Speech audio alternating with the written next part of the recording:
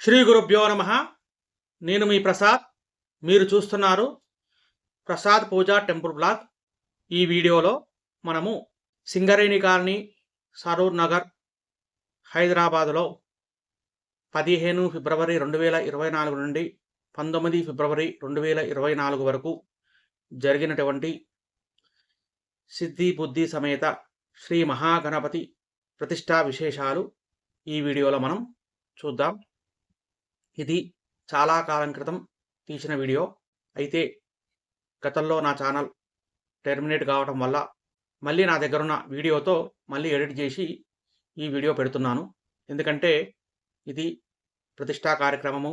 సర్వసాధారణంగా ఒకసారి తీసిన వీడియో మళ్ళీ తీయాలంటే అది జరిగే పని కాదు కాబట్టి దాన్నే మళ్ళీ ఎడిట్ చేసి పెడుతున్నా అన్నమాట. ఇంకా మామూలుగా ఇది 5 రోజుల ప్రతిష్ట అన్నమాట. మామూలుగా మొదటి రోజు గణపతి పూజ, పుణ్యాహవాచనము, అలాగే యాగశాల ప్రవేశము మొదలగు కార్యక్రమాలు ఉదయం పూట జరిగాయి. సాయంకాలం పూట మంటప స్థాపన, అలాగే వివిధ మంటపాల పూజలు, అలాగే అగ్ని ప్రతిష్టాపన కూడా జరిగిందనమాట. ఇది మొదటి రోజు జరిగిన కార్యక్రమము. ఇక రెండవ రోజు ఉదయం పూట అష్టోత్తర శత కలశాభిషేకాలు, దాని తర్వాత ఆవాహిత మంటపాలకు పూజలు, దాంతోపాటు హోమాలు కూడా జరిగాయి. సాయంకాలం పూట మళ్ళీ హోమాలు, దాంతోపాటు జలాదివాసం జరిగిందనమాట. ఇక మూడవ రోజు ఉదయం పూట సహస్రమోదక గణపతి హోమము, దాంతోపాటుగా ఆవాహిత సకల దేవతల హోమాలు మరియు సామూహిక నవగ్రహ హోమం కూడా జరిగిందనమాట. ఇక అదే రోజు సాయంకాలం పూట ధాన్యాదివాసము జరిగింది. దాంతోపాటు ఆవాహిత సకల దేవత హోమాలు కూడా జరిగాయన్నమాట. ఇక నాలుగవ రోజు ఉదయం పూట ఆవాహిత సకల దేవత హోమాలు, అలాగే అధివాస హోమాలు ఇవన్నీ జరిగాయి. దాని తర్వాత సాయంకాలం పూట శయ్యాదివాసము, పుష్పాదివాసము, ఫలాదివాసము ఈ విధంగా సాయంకాలం పూట జరిగిందనమాట. ఇక చివరిగా 5వ రోజు ఉదయం పూట స్వామివారి యంత్ర ప్రతిష్ఠ జరిగింది. ఈ యంత్ర ప్రతిష్టను పుష్పగిరి పీఠాధిపతి యొక్క కరాకమలముచే నిర్వహించారన్నమాట.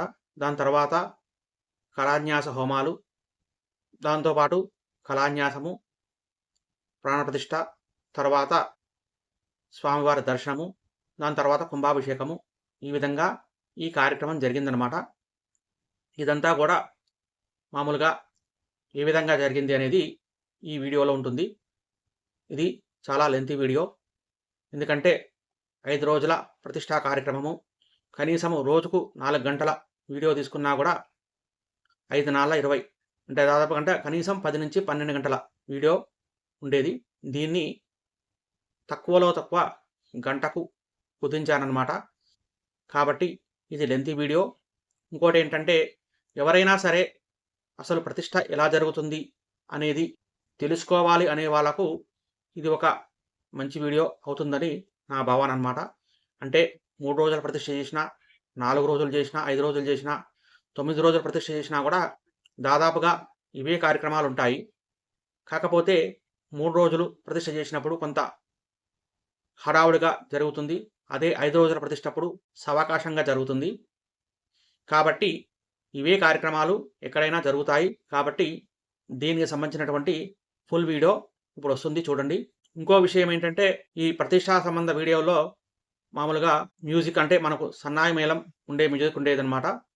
అందువల్లనే గతంలో కొంత ఇబ్బంది కలిగింది.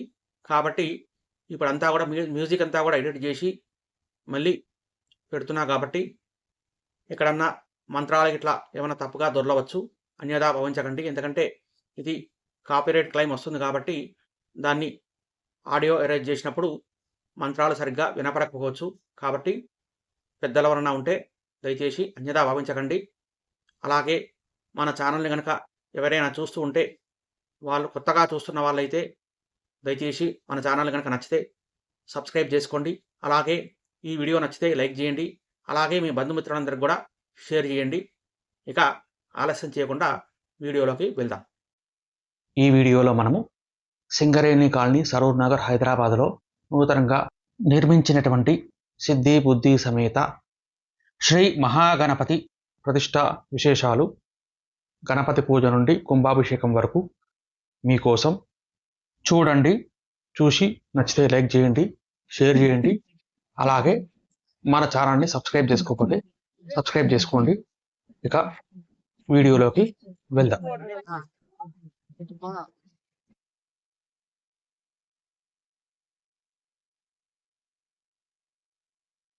మొదటి రోజు అయినటువంటి 15 ఫిబ్రవరి 2024 రోజున ఉదయం శ్రీ శ్రీ శ్రీ పుష్పగిరి పీఠాధిపతి శ్రీ విద్యాశంకర భారతీ స్వామి వారిని పూర్ణకుంభంతో ఆలయంలోకి స్వాగతం పలికారు.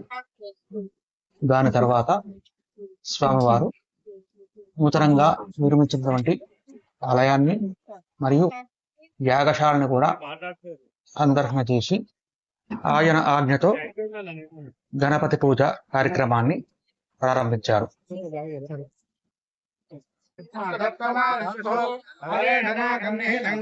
స్వామివారికి సాష్టాంగ ప్రణామం చేసి వారి ఆశీర్వచనం తీసుకున్నాక పూజా కార్యక్రమం ప్రారంభం కోసం ఆయన యొక్క అనుజ్ఞ తీసుకొని గణపతి పూజ ప్రారంభం చేస్తున్నారు.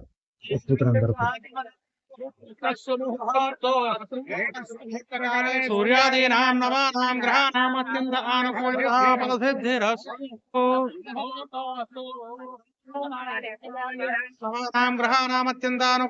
ఫలసిద్ధిరస్తు. గణపతి పూజ మనం ఏ కార్యక్రమాన్ని చేపట్టాలన్నా ముందుగా గణనాథుడిని ప్రసన్నం చేసుకోవాలి. ఆయన పూజ కనుక చేయకపోతే మన కార్యక్రమాల్లో అన్ని విఘ్నాలే కలుగుతాయి. కాబట్టి మనం ఖచ్చితంగా గణపతి పూజ చేస్తాం. ఇక్కడ గణపతి ప్రతిష్ట చేసేటప్పటికి కూడా ఖచ్చితంగా ఆ గణనాథుడిని అంటే పసుపు వినాయకుడిని, హరిద్రా గణపతిని పూజించే మనం ఈ కార్యక్రమాన్ని చేయాలి. కాబట్టి ఇప్పుడు ఆ కార్యక్రమాన్ని దుఃఖితులు స్వామివారి పర్యవేక్షణలో చేస్తున్నారు. చూడండి.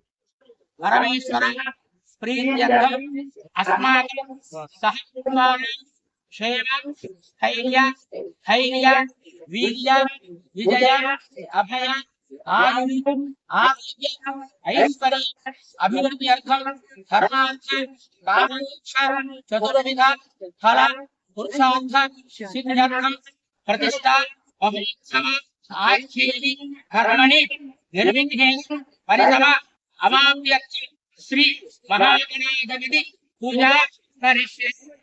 ఇక్కడ సంకల్పంలో లోక కళ్యాణం జరగాలని, అందరూ బాగుండాలని సంకల్పం చేసి అన్ని విఘ్నాలు తొలగిపోవాలని ఆ గణనాథుడిని పూజిస్తుంది.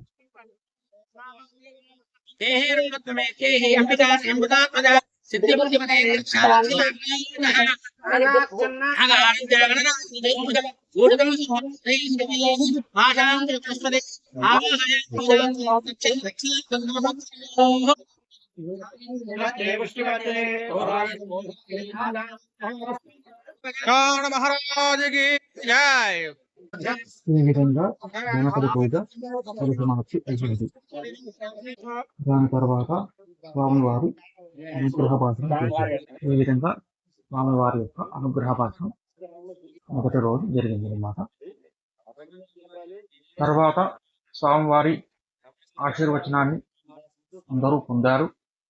తర్వాత ఆయన ద్వారా అందరూ కూడా ప్రసాదాన్ని స్వీకరించారు.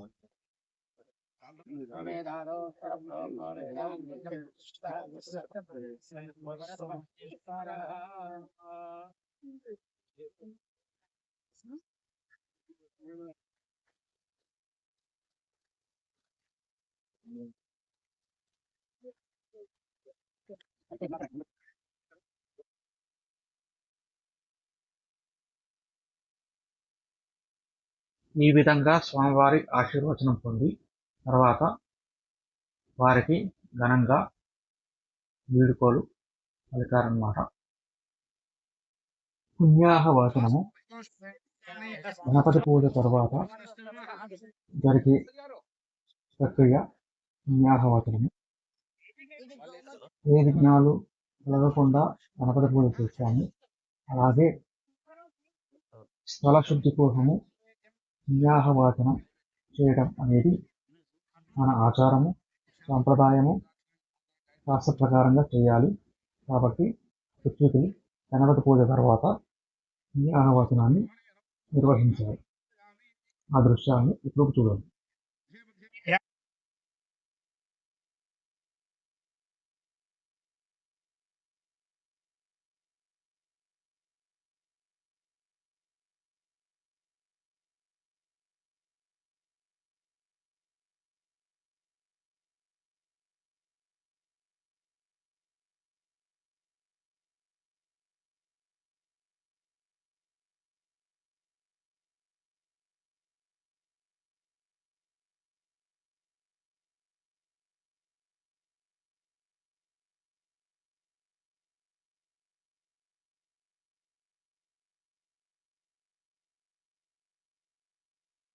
ఈ విధంగా పుణ్యాహవాచన క్రతువు ముగిసింది. పుణ్యాహవాచనం తర్వాత రక్షాబంధన పూజ, రక్షాబంధన దానం. ఎందుకంటే ఈ 5 రోజుల ప్రతిష్టా కార్యక్రమాల్లో ప్రత్యేకులకు మరియు ఎవరైతే ప్రతిష్ట నిర్వహించే యజమానులు ఉంటారో వాళ్ళందరికీ అన్ని రకాలుగా రక్షణ కలగడం కోసమని రక్షాబంధన దాన చేస్తారు. అంటే కంకణం కట్టుకుంటారు అన్నమాట. కాబట్టి ఇలా పూజ జరుగుతుంది.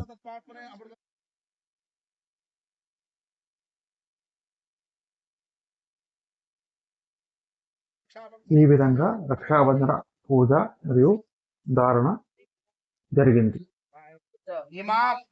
పరిషత్ దక్షిణ యథోక్త దక్షిణ ఇవ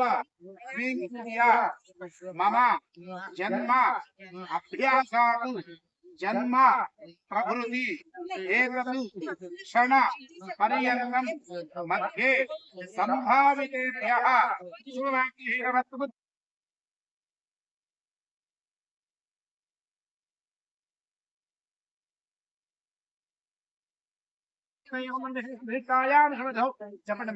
పంచగవ్య ప్రాశన. ముందుగా గణపతి పూజ జరిగింది. దాని తర్వాత స్థల శుద్ధి కోసమని పుణ్యాహవాచనం జరిగింది. దాని తర్వాత రక్షాబంధన ధారణ జరిగింది, అంటే కంకణ ధారణ జరిగింది.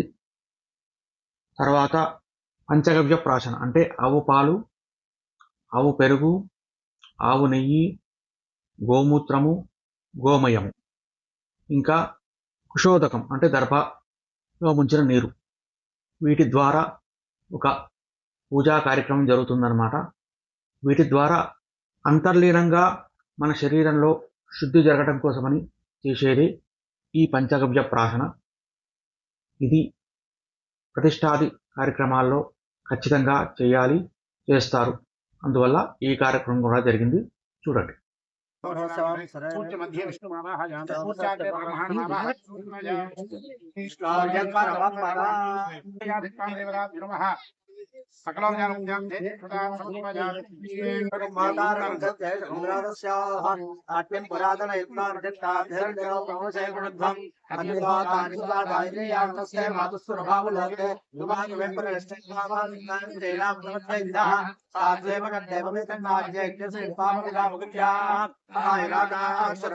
ఈ విధంగా మామూలుగా ఆవు పాలలో ఆవు పెరుగు, ఆవు నెయ్యి, గోమయం, గోమూత్రము, శోధకము ఇవన్నీ కలిపి మామూలుగా అవంతో చిలికినట్టుగా కూర్చతో చిలుకుతారన్నమాట.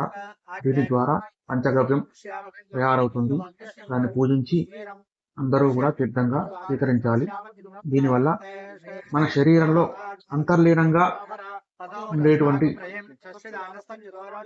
దోషాలన్నీ పోయి మన శరీర శుద్ధి కలుగుతుందన్నమాట. అందువల్ల ఈ ప్రక్రియ ప్రతిష్టాది కార్యక్రమాల్లో ఖచ్చితంగా చేస్తారు. అది ఇప్పుడు మీరు చూస్తున్నారు.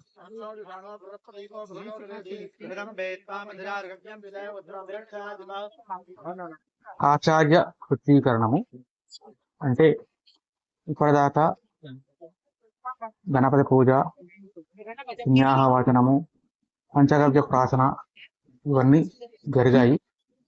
అయితే మిగిలిన కార్యక్రమాలన్నీ కూడా మా ద్వారా మీరు చెయ్యండి అని ఋత్వికులకు ఇచ్చేటువంటి అంటే అనుజ్ఞ ఇచ్చేటువంటి కార్యక్రమమే ఆచార్య ఋత్వీకరణము అంటారనమాట. ఇది లేకుండా ఎవరు కూడా దీని తర్వాత పూజలు చెయ్యరు.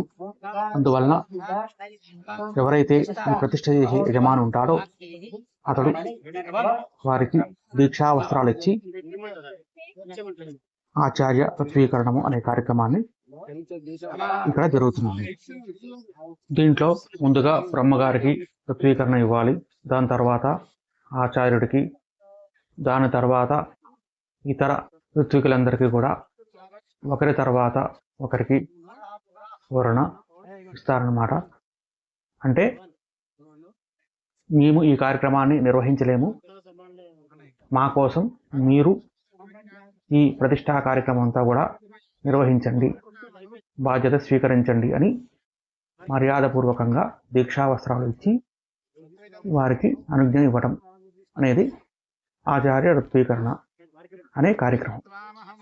దీని తర్వాత బ్రహ్మగారు మరియు ఆచార్యుడు కలిసి ఎవరెవరు ఏ కార్యక్రమాన్ని చేయాలి అంటే అనుష్ఠానం అంటే జపం ఎవరు చేయాలి, హోమం ఎవరు చేయాలి, తర్వాత ఈ మంటపారాధన ఎవరు చేయాలి, వాళ్ళ చేతి దగ్గర ఎవరుండాలి, ఈ విధంగా కార్యక్రమాలన్నీ కూడా వాళ్ళు నిర్దేశిస్తారు.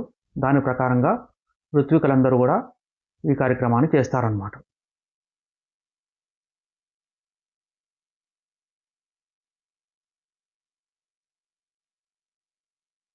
వాస్తు పూజ, హవన, పరియజ్ఞీకరణము అనే కార్యక్రమం ఇప్పుడు జరుగుతుందన్నమాట.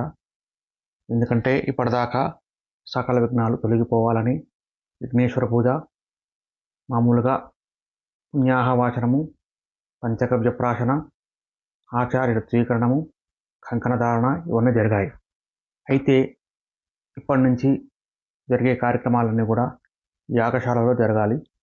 ఈ యాగశాలలో జరగాలంటే ఎప్పుడైతే మనం యాగశాల కానీ దేవాలయం కానీ నిర్మిస్తామో అక్కడికి వెంటనే అసురులు వస్తారని శాస్త్రం అన్నమాట.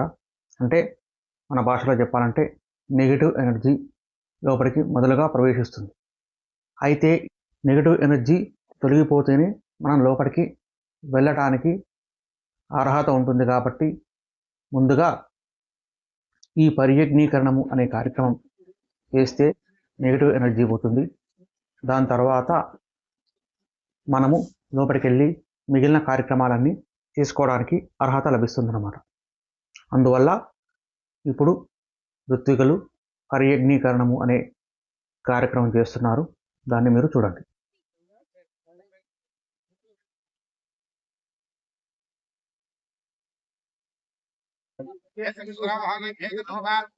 వీడియోలో చూపిస్తున్నట్టుగా ముందుగా ఒక బ్రాహ్మడికి కూష్మాండ దానము అంటే గుమ్మడికాయ దానము, అలాగే వస్త్రదానము, దానితో పాటు దక్షిణ కూడా ఇచ్చి ఈ పరియజ్ఞీకరణ అనే కార్యక్రమాన్ని ఇస్తారన్నమాట. ఈ వాస్తు పరియజ్ఞీకరణ అనే కార్యక్రమం పూర్తయినాక ఇప్పుడు యజమానితో పాటు అందరూ కూడా యాగశాల చుట్టూ ప్రదక్షిణ చేస్తూ అంటే 3 సార్లు ప్రదక్షిణ చేయాలన్నమాట. ఈ 3 సార్లు ప్రదక్షిణ అయిపోయినాక ఇప్పుడు యాగశాలలోకి ప్రవేశిస్తారు. ఇప్పటి నుంచి ఈ యాగశాలలో మిగిలిన క్రతువులన్నీ కూడా జరుగుతాయి అన్నమాట.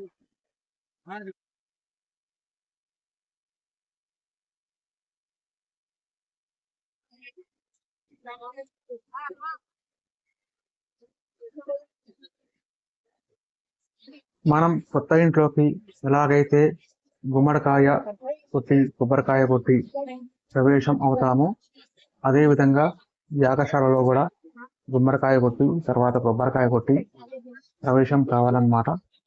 అదే ఇప్పుడు జరుగుతుంది చూడండి.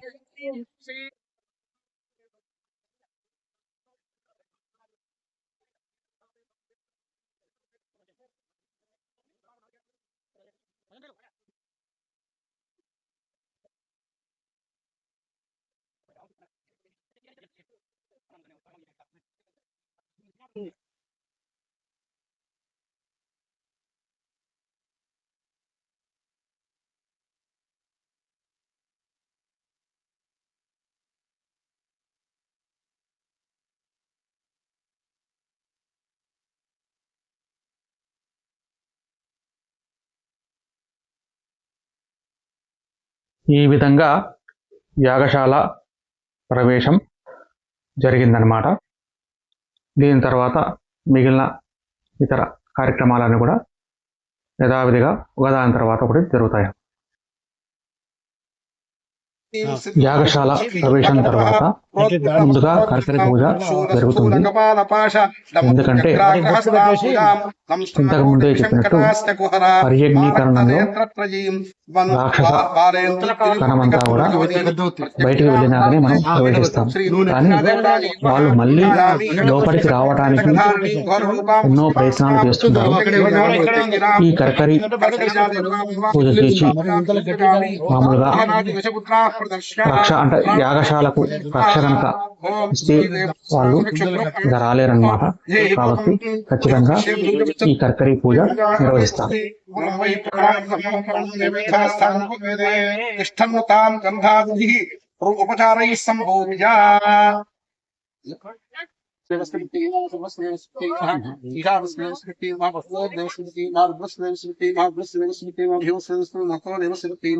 కర్కరీ దేవతాజీ నమః నానావిధ పరిమళపత్ర పుష్పాక్షరాం సమర్పయామి.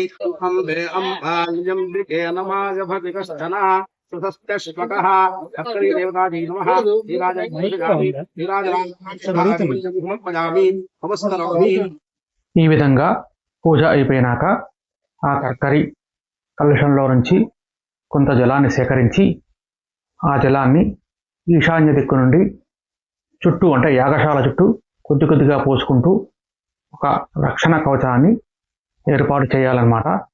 ఇప్పుడు ఆ కార్యక్రమం జరుగుతుంది.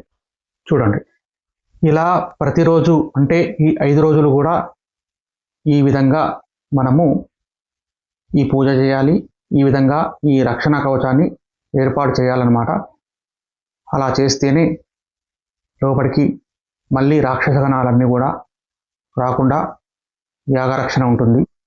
లేకపోతే కొన్ని ఇబ్బందులు ఎదుర్కోవాల్సి వస్తుందని శాస్త్రవచనం.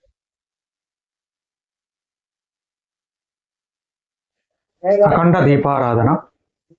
ఈ అఖండ దీపారాధన అనే విషయం చాలా మందికి తెలిసిన విషయమే.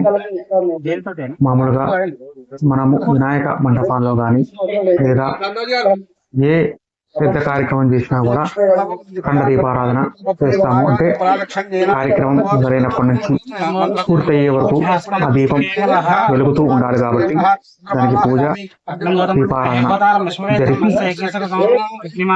అది ప్రతిరోజు కొండెక్కకుండా చూసుకునే బాధ్యత కూడా యాగశాలలో ఎవరికో ఒకరికి ఉపయోగిస్తారు. ఎవరైనా సరే ఆ రోజు పూర్తయిపోయినాక తెల్లారి ఎవరైతే ముందుగా వస్తారో వాళ్ళు ఖచ్చితంగా ఫస్ట్ చేయాల్సిన పని అఖండ దీపం చూసుకోవాలి. దాంట్లో నూనె వేయటం లేదా కొత్త వత్తిని దాంట్లో ఏర్పాటు చేయటం ఈ విధంగా చేయాల్సిన ఆవశ్యకత ఉంటుందన్నమాట. ఈ విధంగా ఈ 5 రోజులు కూడా మనం ఖచ్చితంగా అఖండ దీపారాధన వెలుగుతూ ఉండాలి. ఆ విధంగా చూసుకుంటాం.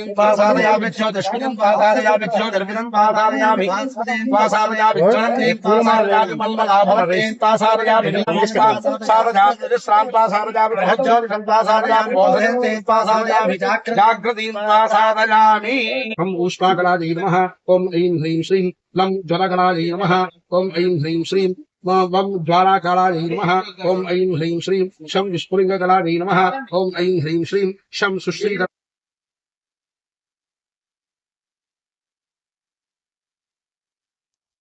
ఈ విధంగా అఖండ దీపారాధన జరిగింది.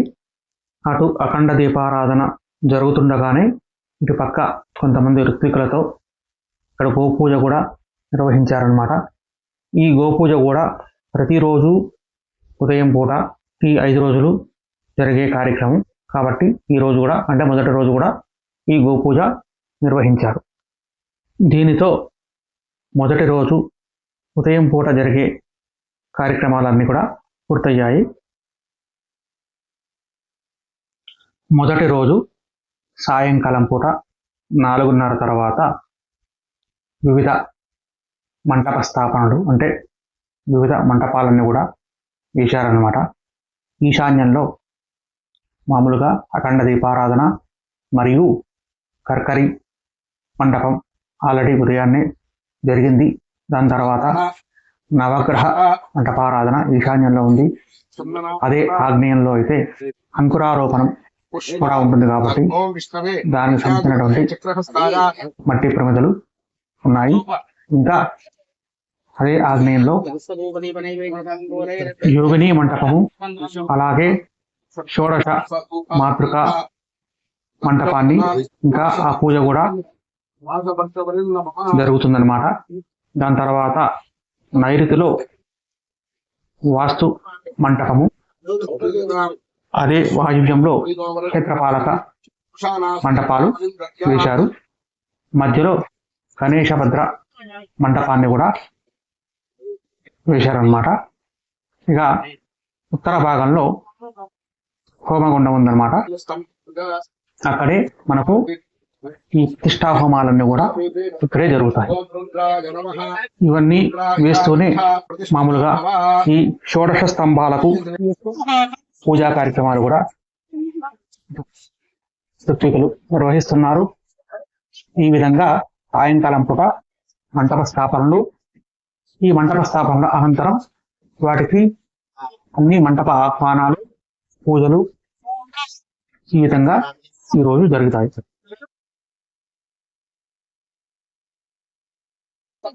ఇక్కడ షోడశి మాతృకా స్థాపన ఆల్రెడీ జరుగుతూ ఉంది. వాటికి సంబంధించిన పూజలన్నీ కూడా ఇక్కడ జరుగుతుంది.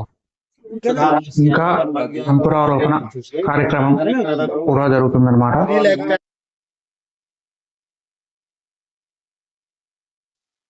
మధ్య మంటపంలో గణేశ భద్ర మంటపాన్ని వేస్తున్నారు.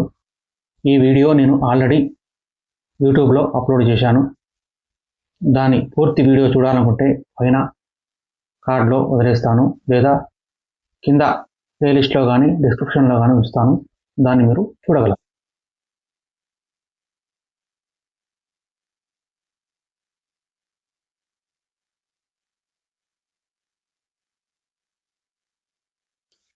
ఈ విధంగా అన్ని మంటపాలన్నీ కూడా రెడీ చేసి ప్రతి మంటపానికి ఆయా దేవతలను ఆహ్వానించి పూజించారన్నమాట. ఓం మాహేశ్వరి నమః.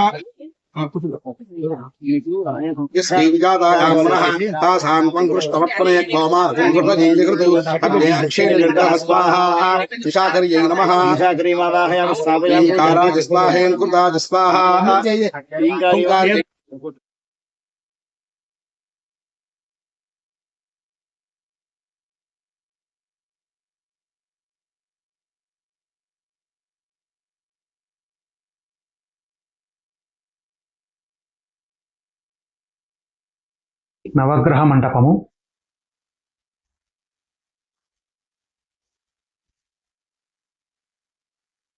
ఇది యోగిని మంటపము, ఇది వాస్తు మంటపం. వాయువ్యంలో క్షేత్రపాలక మంటపం ఏర్పాటు చేశారు. తరువాత అగ్ని ప్రతిష్టాపన కూడా నిర్వహించారు. వీటి తర్వాత మంగళ నీరాజనము, అలాగే మంత్రపుష్పము, వేద స్వస్తి, బ్రాహ్మణ ఆశీర్వచనము, ఇవన్నీ ఒకదాని తర్వాత ఒకటి మొదటి రోజు జరిగాయి అన్నమాట.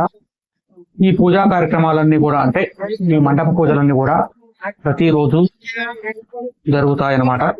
తర్వాత వీటికి సంబంధించిన హోనాలు కూడా 2, 3, 4 రోజులలో నిర్వహించారు కూడా.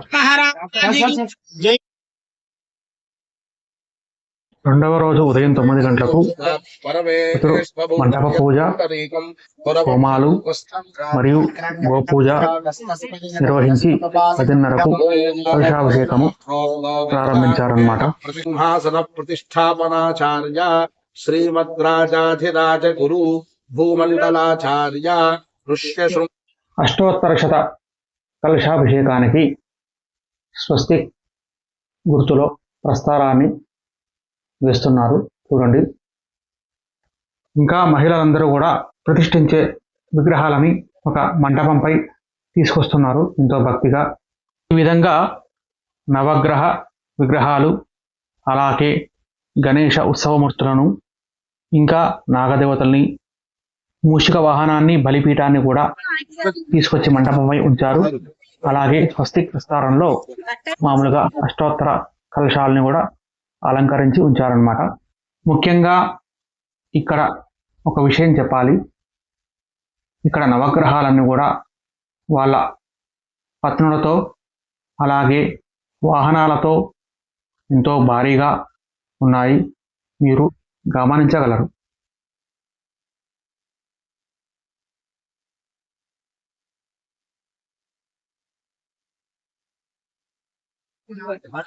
ఇందాక చెప్పినట్టు ఉదయాన్నే నిర్వహించే గోపూజలో పాల్గొన్నారు. ఈ గోపూజ జరిగినాక అష్టోత్తర కలశాభిషేకము ప్రారంభం అవుతుంది చూడండి. మంటపాల్లో మంటప పూజలు, గోశాలలో గోపూజ, అలాగే ఇక్కడ అష్టోత్తర కలశాభిషేకానికి అన్ని ఏర్పాట్లు కూడా ఒకే సమయంలో జరుగుతున్నాయి. ఇంకా పూజ కూడా ప్రారంభం అవుతుంది చూడండి.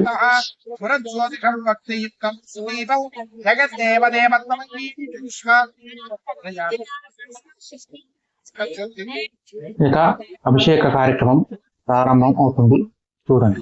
ఓం ఆపోహిష్టామయో స్థానపూర్జే దాతనామహేరణాయ చక్షసే యోవశ్వతమోతస్వాదేన మాత్ర తస్మారంగమాభోజ సక్షయా జనులాపో జనదాజన. భారీ విగ్రహం కాబట్టి వినాయకుడికి కేవలం మిగిలిన విగ్రహాలన్నిటికీ అభిషేక కార్యక్రమాలు నిర్వహించారు.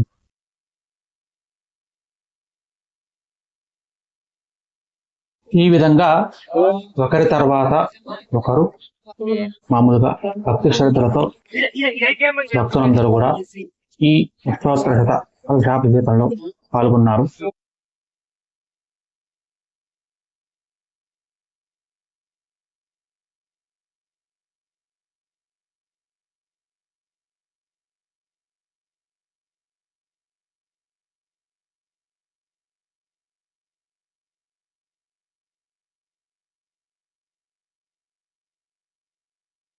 ఈ విధంగా అభిషేక కార్యక్రమం ముగిసింది.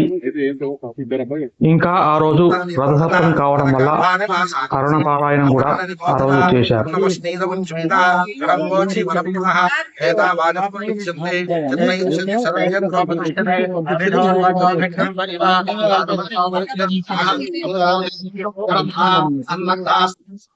ఇంకా అదే రోజు మామూలుగా కూర్మ ప్రతిష్ట కూడా జరిగింది. అంటే కూర్మ పీఠాన్ని, అంటే గణపతిని ప్రతిష్ఠించే ముందు దానిపైన ఒక పీఠం ఉంటుంది కదా, ఆ పీఠం కింద కూర్మ యంత్రం ఉంటుంది అనమాట.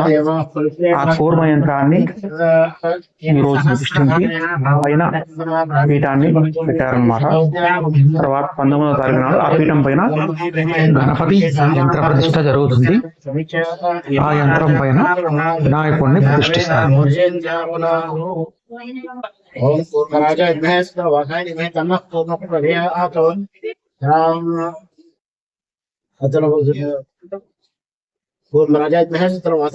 पूर्व प्रजय आतो तत्पुरुषाय महेश प्रत्यलाय महेश तन्नो दंते प्रजय आतो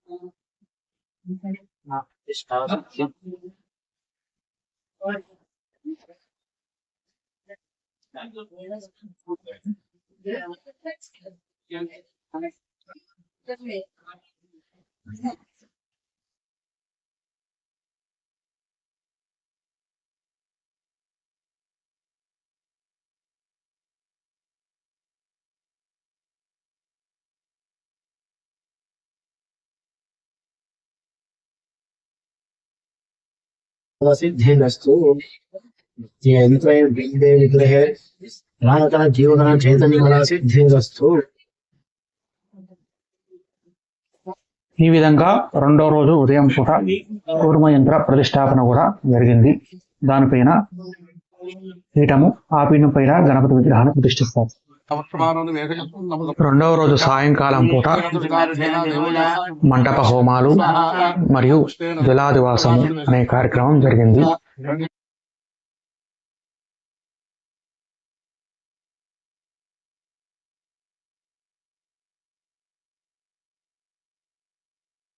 ఈ జలాదివాసం ఎందుకు చేస్తారంటే బింబశుద్ధి కోసం చేస్తారన్నమాట.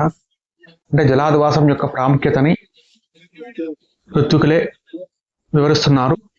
దాన్ని మీరు జాగ్రత్తగా వినగలరు. పంచ ప్రాణాలు అంటారు ప్రతి మనిషి పంచప్రాణాలు ఏవైతే ఉంటాయో మొట్టమొదటిగా మనం దీని ద్వారా పాపతిష్టాపన అనేది మనం చేసుకుంటాం. ఆ తర్వాత ఇవాళ మనం జలాదివాసం కార్యక్రమం చేస్తాం. ఈ జలాదివాసం ద్వారా ఏంటంటే అగ్ని ద్వారా ప్రాపతిష్టాపన కాగానే ఈ జలాదివాసం ద్వారా ఏమవుతుందంటే బింబ శుద్ధి. ఆ రాయి ఎక్కడో పుట్టింది, ఎక్కడో తిరిగింది, ఏదో అయింది, దాని మీద ఒక వ్యక్తి కూర్చొని దాన్ని చెక్కడానికి ఎన్నో దెబ్బలు కూర్చుంటాడు, ఇవన్నీ జరిగి ఉంటాయి. ఆ బండ మీద ఏ పశుపక్షాలు ఇవన్నీ కూడా ఏదేవో జరిగి ఉంటాయి. అలాంటి ఆ రాతిని శిలను విగ్రహంగా మలుచుకొని దాన్ని తీసుకొచ్చుకున్నాం. అయితే దేవతామూర్తిగా ప్రతిష్ట చేసుకోబోతున్నాం. కాబట్టి ఆ విగ్రహానికి శుద్ధి చేసుకోవాలి. ఆ శుద్ధి కావాలంటే ఏం కావాలా? జలాదివాసం శుద్ధి అవుతుంది.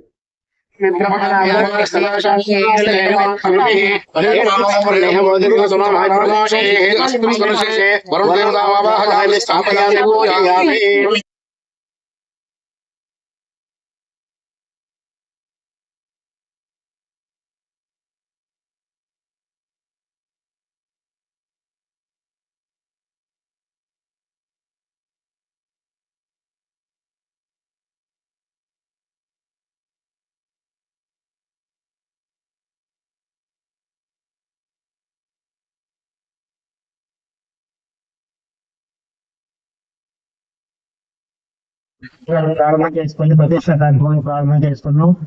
5 రోజుల పాటు అత్యంత వైభవంగా కన్నడ బిడ్డగా ప్రతిష్ట కార్యక్రమం చేసుకొని సంకల్పం చేసుకొని ఈ లోకాన్ని రక్షణ ఇస్తూ ఉండాలి. మనమే రక్షణ చేస్తూ ఉండాలి. చేస్తున్నాం. అలాంటి స్వామివారి యొక్క 2వ రోజు సాయంకాల సమయంలో 15 సమయంలో కార్యక్రమం పూర్తి చేస్తున్నాం. రోజు మళ్ళీ 9 గంటల నుంచి అవన్నీ కూడా జరుగుతుంది. సాయంత్రం 5 గంటల సమయంలో ధాన్యాదివాసం అనేటువంటి కార్యక్రమం జరుగుతుంది. అధివాసం అంటే వాటిలో ఉంచడం అన్నమాట. ఆ ధాన్యంలో ఉంచడం, జల అధివాసం జనంలో ఉంచడము, ధాన్య అధివాసం ధాన్యంలో ఉంచడము, చేయాలో స్వామిని మనం ఇందులో ఉంచడం అన్నమాట. అధివాసం అంటే అందులో ఉంచడము. అలాంటి ప్రక్రియ మనం చేసుకోబోతున్నాం. సవాహనాయ సుశక్తిగాయ మాస భక్త బలింపు దామి గో ఇంద్ర స్వాందిశం రక్ష శాంతికర్త పుష్టికర్త. ఈ సాయంకాలము జలాదివాసము జరిగి దాని తర్వాత హారతి మంత్ర పుష్పాలతో ఈ 2వ రోజు కార్యక్రమం ముగిసింది. తర్వాత 3వ రోజు కార్యక్రమం ఏం జరిగిందో చూద్దాం.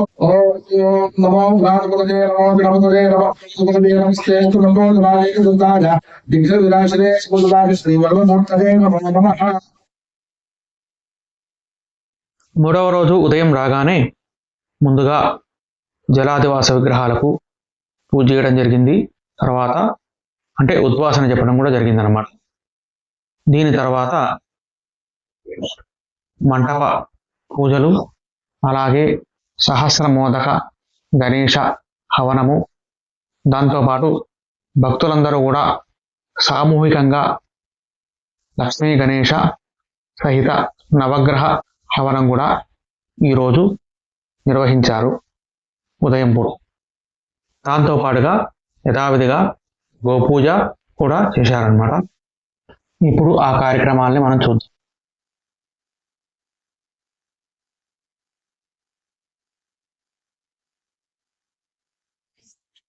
ఆవాహిత దేవత పూజ సహిత ఆవాహిత దేవత సహిత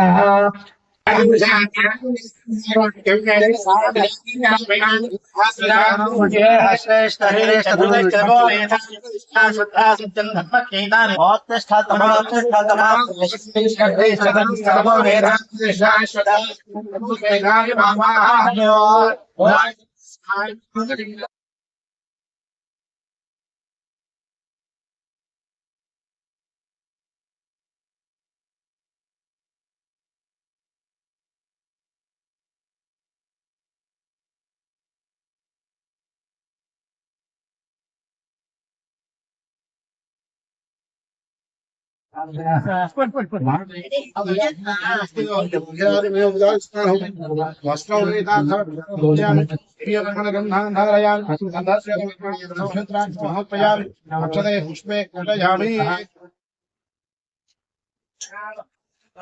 కేశవాయ నమః నారాయణాయ నమః మాధవాయ నమః గోవిందాయ నమః విష్ణువాయ నమః మధుసూదనాయ నమః.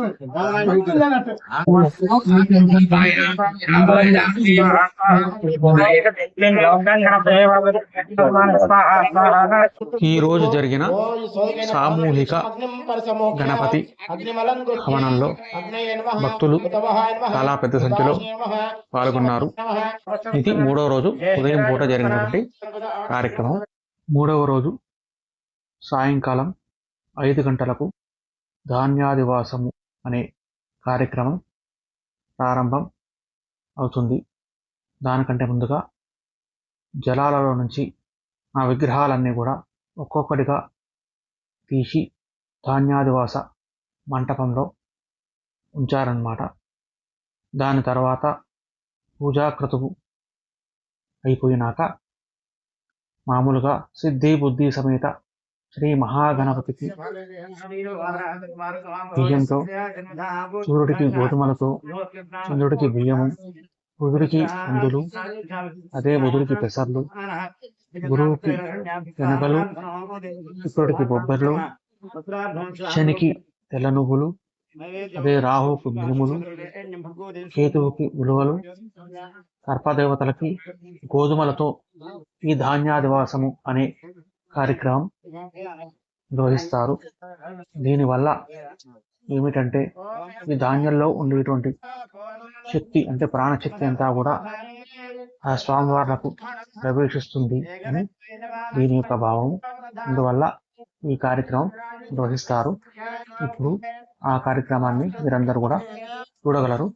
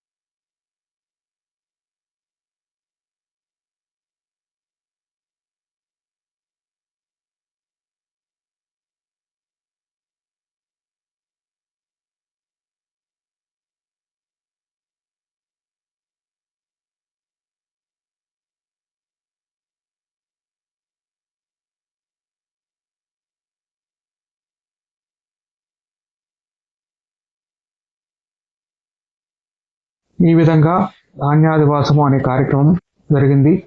దాని తర్వాత నీరాజన మంత్రపుష్పాలు మరియు వేదస్వస్తి బ్రాహ్మణ ఆశీర్వచనంతో ఈ 3వ రోజు కార్యక్రమం ముగిసింది.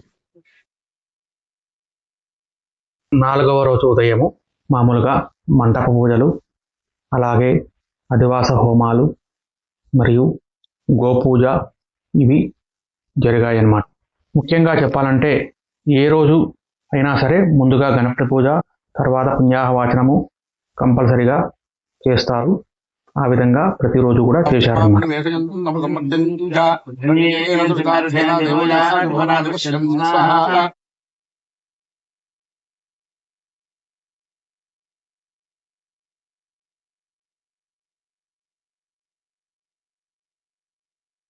4వ రోజు సాయంకాలం పూట 5 గంటలకు పుష్పాదివాసము అనే కార్యక్రమాన్ని నిర్వహిస్తున్నారు. దానికంటే ముందుగా విగ్రహాలన్నీ కూడా మండపం పైన అలంకరించి ఉంచారు. ఈ పుష్పాదివాసాన్ని అంటే పుష్పాదివాసము, ఫలాదివాసము, తర్వాత వస్త్రాదివాసము, శయ్యాదివాసము ఈ 4 కార్యక్రమాలు కూడా ఒకేసారి నిర్వహిస్తారన్నమాట. ఇంకా గతంలో చెప్పినట్టుగా కూర్మ ప్రతిష్ఠ చేసినాక దానిపైన ఈ పీఠాన్ని ఉంచారు చూడండి. ఈ పీఠం పైనే యంత్ర ప్రతిష్ఠ చేసి అంటే గణేష యంత్రాన్ని ప్రతిష్ఠించి దానిపైన విగ్రహాన్ని ప్రతిష్ఠిస్తారన్నమాట. అందుకోసమని ముందుగానే కూర్మ ప్రతిష్ఠ జరిగింది. దాంతోపాటు ఇతర దేవతలు అంటే అటు బలిపీఠాన్ని, ఇంకా మూషిక వాహనాన్ని, దాని తర్వాత నవగ్రహాలలో కూడా వాటి స్థానాల్లో ప్రతిష్ఠించడానికి ముందుగానే అన్ని ఏర్పాట్లు జరిగాయి. రేపు అంటే 5వ రోజు ఉదయం యంత్ర ప్రతిష్ఠ జరుగుతుంది. ఇప్పుడు ఫల పుష్ప వస్త్ర శయ్యాదివాస కార్యక్రమాన్ని చూద్దాం. దానికంటే ముందుగా భక్తులందరూ తెచ్చినటువంటి ఫలాలు, పుష్పాలు, వస్త్రాలు ఇవన్నీ కూడా ఒక క్రమ పద్ధతిలో అందరూ కూడా సర్దుతున్నారన్నమాట. దానికి భక్తులు సహాయం చేస్తున్నారు, అలాగే ఋత్వికులు చదువుతున్నారు. దాని తర్వాత ఈ పూజ జరిగినాక ఈ పుష్పాదివాసము ఈ కార్యక్రమం జరుగుతుంది. చూడండి.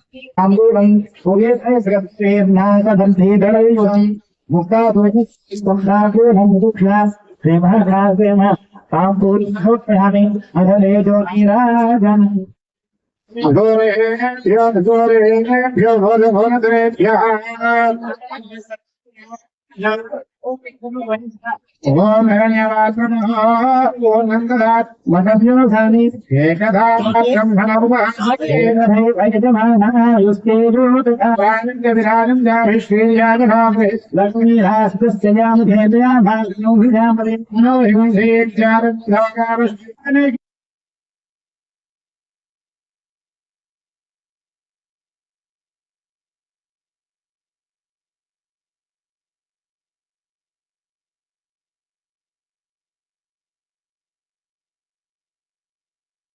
ఈ విధంగా పూజలు జరిగాక మామూలుగా ఫల పుష్ప వస్త్ర శయ్యాదివాసాలు క్రమక్రమంగా పద్ధతి ప్రకారంగా భక్తులు నిర్వహించారు.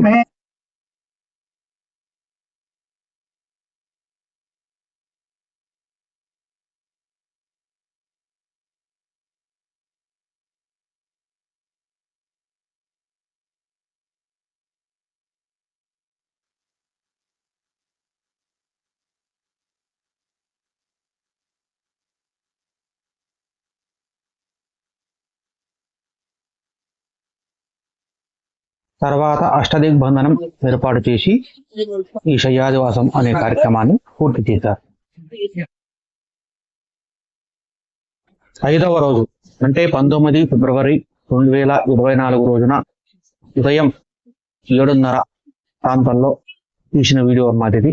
సిద్ధి బుద్ధి సమేత శ్రీ మహాగణపతి స్వామివారు ప్రతిష్టకు రెడీ అవుతున్నటువంటి దృశ్యం చూశారు కదా, ఇంత పెద్దగా ఉందో ఈ విగ్రహం. ఇప్పుడు అంతకుముందు 2వ రోజు పూర్వ యంత్రాన్ని ప్రతిష్ఠించాము. దాని తర్వాత పీఠాన్ని పెట్టారు.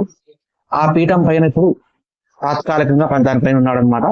పుష్పగిరి స్వామి యంత్రాన్ని ప్రతిష్ఠించాక అప్పుడు ఈ విగ్రహాన్ని ఆ పీఠంపై ఉంచుతారు. దాని తర్వాత అలాగే గణపతి తర్వాత ఇక్కడ చెట్టు దగ్గర నాగేంద్రులను, తర్వాత ఇక్కడ నవగ్రహాలను ఈ విధంగా ప్రతిష్ఠించడానికి అన్నీ కూడా సంసిద్ధం అయి ఉన్నాయన్నమాట. స్వామివారు రాగానే యంత్ర ప్రతిష్ఠ ఉంటుంది. దాని తర్వాత వాటిపైన విగ్రహాలను ప్రతిష్ఠిస్తారు.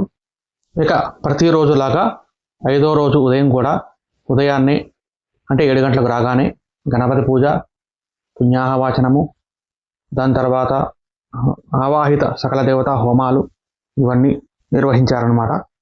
దాని తర్వాత ఇక్కడ ఈరోజు యంత్ర ప్రతిష్ఠ జరుగుతుంది కాబట్టి ముఖ్యంగా నవరత్నాలు కానీ పంచలోహాలు కానీ ఇవన్నీ కూడా వాటిలో వేస్తారు కాబట్టి అవన్నీ కూడా భక్తులు స్వయంగా తీసుకొని వచ్చి మామూలుగా ఋత్వికులకు ఇస్తున్నారనమాట. అంటే ఆచార్యుడికి ఇస్తున్నారనమాట.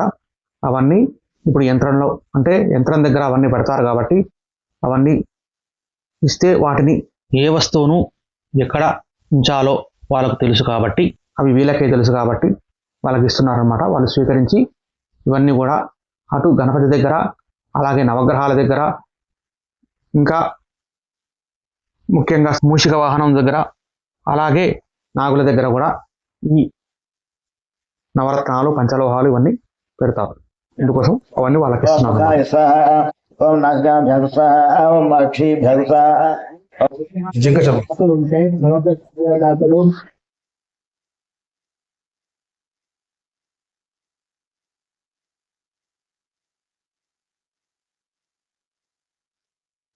ఈ యంత్రాన్ని పుష్పగిరి స్వామివారు ప్రతిష్ఠిస్తారన్నమాట. మిగిలిన అన్ని యంత్రాలు కూడా అక్కడ ఋత్వికులందరూ కూడా వాళ్ళ వాళ్ళ స్థానాల్లో ఉండి వాళ్ళు ఆ సమయానికి ప్రతిష్ఠిస్తారు. అందుకోసమని అక్కడ ఆచార్యుల వారు లంబీజం తూర్పుకు ఉండేటట్టుగా చూసుకొని అన్ని రెడీ చేసి పెట్టుకోండి. అలాగే మిగిలిన అన్ని కార్యక్రమాలకు మిగిలిన ఇతర అన్ని కూడా చేసి రెడీ పెట్టుకోండి. ముద్ర అందరికీ చెప్తున్నాడు అన్నమాట.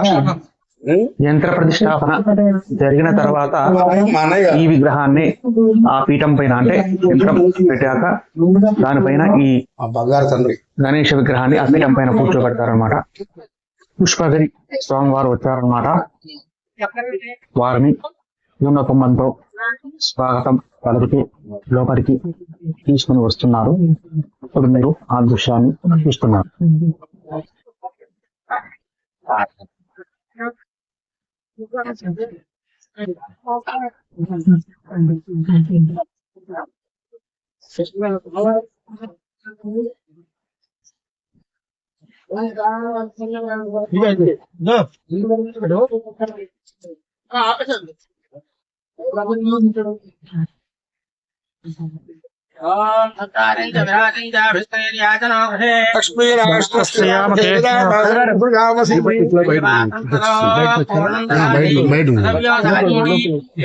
బ్రహ్మణోపహరతి ఏకదైవయజమానస్తేజో దధాతి.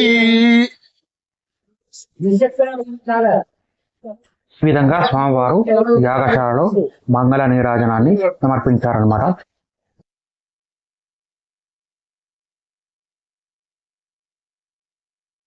అది 54 నిమిషాలకి చేస్తే పీఠాధిపతులు విద్యాపీఠ భారతీ స్వామి వారి చేత యంత్ర ప్రతిష్ఠ జరగడానికి సమయం ఆసన్నమైంది. వారు ఈ సమయంలో అనుగ్రహ వాచన చేయవలసిందిగా వారిని కోరుతున్నారు. వందే గురు పరంపర. మహాగణపతి మనకు పుట్టిస్తూ ఎల్లప్పుడూ ఈ యొక్క దేవాలయ నిర్మాణ సంకల్పం మహాక్షేత్రంగా ఆవిర్భవించి అందరి యొక్క ఆర్తిని ఆశలను తీరుస్తూ మనకు ధర్మభక్తిని కలగజేస్తూ అందరికీ ధర్మంలో సహాయపడేటువంటి శక్తిని ఇవ్వాలి అని ఆ శక్తి గణపతికి ఆయన పాదాలకు మీ తరఫున అనేక సాష్టాంగ దండ ప్రణామాలు సమర్పిస్తూ స్వస్తి ప్రజాభ్య పరిపాలయంతాం న్యాయేన మార్గేణ మహిమహేషాః గోబ్రాహ్మణేభ్యః శుభమస్తు నిత్యం లోకాః సమస్తాః సుఖినో భవంతు.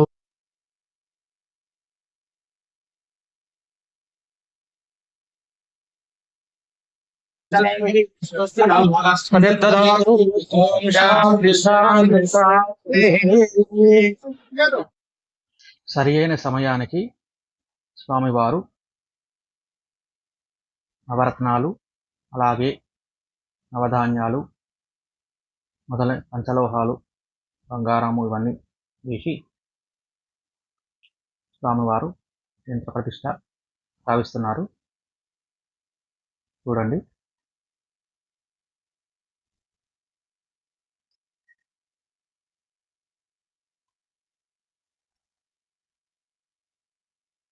దీని తర్వాత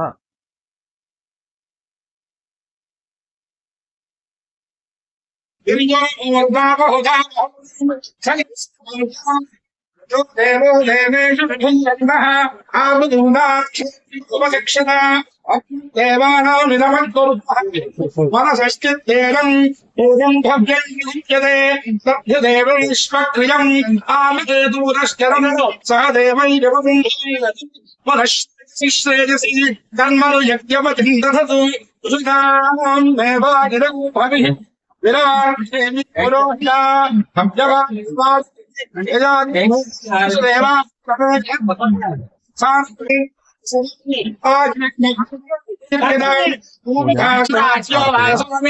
జరుగుతుంది.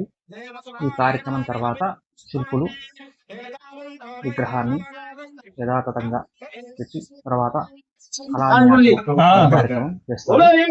కానీ కళాన్యాసం అనే కార్యక్రమము మామూలుగా వీడియో షూట్కి అనుమతి ఉండదు కాబట్టి ఆ వీడియో చేయట్లేదు, అన్యదా భావించొద్దని మనం.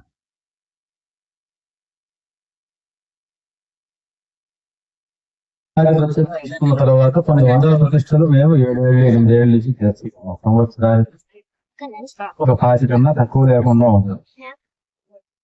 కానీ ఇంత ప్రశాంతంగా ఎక్కడ ప్రతిష్ట జరగదు.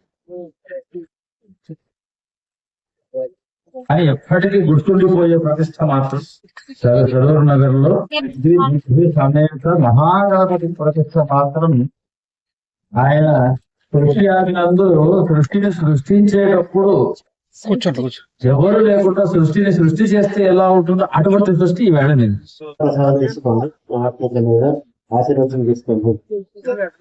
ఈ విధంగా యంత్ర ప్రతిష్ట అయిపోయినాక స్వామివారి అనుగ్రహ భాషణం కూడా జరిగాక స్వామివారికి ఘనంగా వేడుకోలు పలికారు.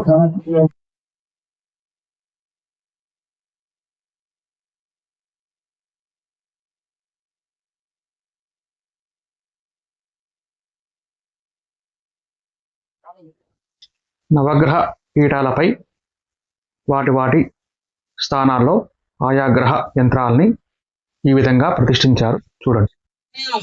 ఇప్పుడు మన భారీ వినాయకుడిని ఆ పీఠంపై ప్రతిష్ఠించడానికి శిల్పులందరూ కూడా కూడుకున్నారు అన్నమాట. ఈ విధంగా వీడియోలో చూపిస్తున్నట్టుగా చాలా జాగ్రత్తగా నెమ్మదిగా చేస్తున్నారు. దాదాపు ఇది కావడానికి 1 గంటన్నర సమయం పట్టింది. ఈ విధంగా శిల్పులు ఈ విగ్రహాన్ని మామూలుగా అక్కడ అమర్చారనమాట. ఎందుకంటే ఏమాత్రం పొరపాటు జరిగినా ఆ విగ్రహాన్ని లేపలేము, తీయలేము. కాబట్టి చాలా జాగ్రత్తగా ఓర్పుతో ఎంతో చక్కగా చేయాలి. కాబట్టి దీనికి చాలా సమయం తీసుకున్నారనమాట. ఎందుకంటే దాదాపు ఇది 5-6 టన్నుల బరువు గల విగ్రహం అన్నమాట. కాబట్టి దాన్ని చేతితో లేపలేము. కాబట్టి పద్ధతి ప్రకారంగా చేయాలి. దాని తర్వాత త్రిబంధనము, దాని తర్వాత మళ్ళీ ఇష్టబంధనం వేసి మామూలుగా కళాన్యాస హవనాలు మరియు కళాన్యాసము ఇవన్నీ కూడా జరిగాయి.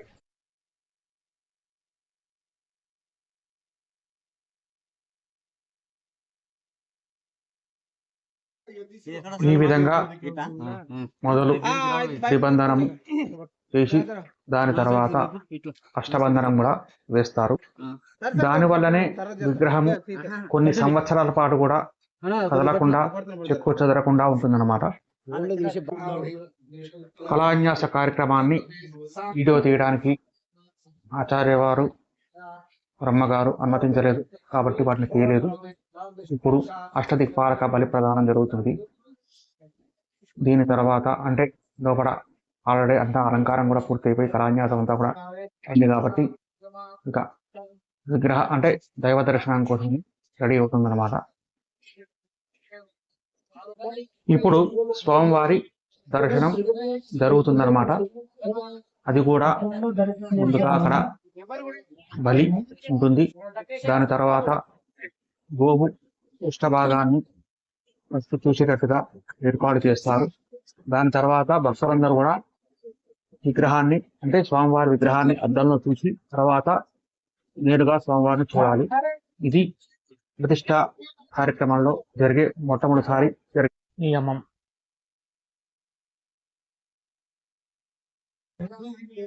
ఇక్కడ స్వామివారి సిద్ధి బుద్ధి సమేత కళ్యాణం కూడా ఈ సమయంలో నిర్వహించారు. ఇప్పుడు మనము ఆ దృశ్యాన్ని చూస్తున్నాం.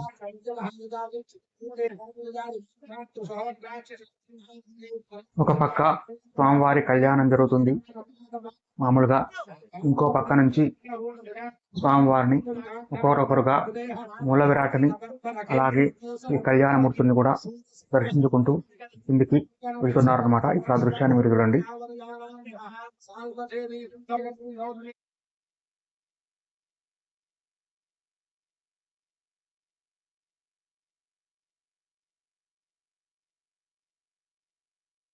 ప్రతిష్ట కార్యక్రమాల్లో చివరి రోజున చివరి అంకానికి మనం చేరుకున్నాము.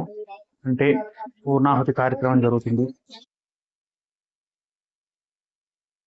ముందుగా పూర్ణాహుతి జరుగుతుంది.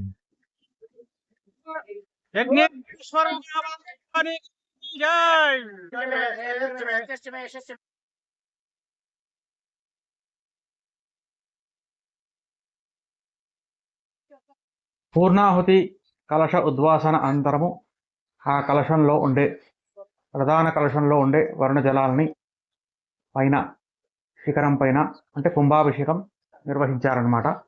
ఇప్పుడు ఆ దృశ్యాన్ని మీరు చూడండి.